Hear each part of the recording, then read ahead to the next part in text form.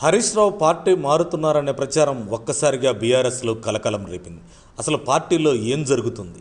ఈ వార్తల వెనుక ఎవరు ఉన్నారు? కావాలనే లీకులు ఇచ్చి గందరగోళం సృష్టిస్తున్నారా అన్న అనుమానాలు పార్టీ వర్గాల్లోనూ రాజకీయ వర్గాల్లోనూ చర్చకు దారితీస్తున్నాయి.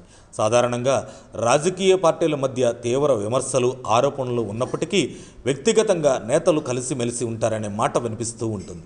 పండుగలు, వివాహాలు, ఇతర శుభకార్యాల్లో పరస్పరం పలకరించుకోవడం కొత్తేమీ కాదు. అయితే మంగళవారం సాయంత్రం బీఆర్ఎస్ నుంచి వెలువడిన ఓ వార్త మాత్రం తెలంగాణ రాజకీయాల్లో హాట్ టాపిక్గా మారింది. Harish Rao party మారబోతున్నారంటూ social media, రాజకీయ వర్గాల్లో కథనాలు హల్చల్ చేశాయి. ఆయన కేంద్ర మంత్రి అమిత్ షాతో సంప్రదింపులు జరిపారని, బీజేపీ నుంచి సానుకూల సంకేతాలు వచ్చాయన్నదే ఆ వార్తల సారాంశం. ఇందులో ఎంతవరకు నిజముందో స్పష్టత లేకపోయినా ఈ ప్రచారం బీఆర్ఎస్ శ్రేణుల్లో ఒక్కసారిగా ఆందోళనను కలిగించింది. పరిస్థితి తీవ్రతను గ్రహించిన పార్టీ నేతలు వెంటనే స్పందించారు. స్వార్థపూరిత లక్ష్యాలతో కొందరు కావాలనే ఇలాంటి చిల్లర ప్రచారాలు చేస్తున్నారని, వాటిని ఎవరూ నమ్మొద్దని బీఆర్ఎస్ స్పష్టం చేసింది. పార్టీ లక్ష్యం ఒకటే అని, కేసీఆర్ను మళ్లీ ముఖ్యమంత్రిని చేయడమే అందరి ఉద్దేశమని సోషల్ మీడియా వేదికగా ప్రకటించింది. అయితే నిప్పు లేకుండా పొగరాదన్నట్లుగా ఇటీవల జరిగిన పరిణామాలతో ఈ ప్రచారం మరింత బలపడింది. అసెంబ్లీ సమావేశాల్లో హరీష్ రావును ఉపసభానాయకుడిగా ప్రకటించిన వెంటనే ఇలాంటి వార్త రావడం అనేక అనుమానాలకు తావిస్తుంది. కావాలనే కొందరు లోపలి లీకులు ఇస్తున్నారా అనే చర్చ కూడా జరుగుతోంది.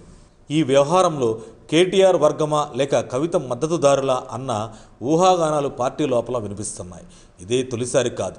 2018 ఎన్నికల ఫలితాల ముందు కూడా హరీష్ రావు బీజేపీ వైపు వెళ్లబోతున్నారంటూ పెద్ద ఎత్తున ప్రచారం జరిగింది. అప్పట్లో ఆయనతో పాటు పలువురు ఎమ్మెల్యేలు కూడా పార్టీ మారతారన్న వార్తలు వచ్చాయి.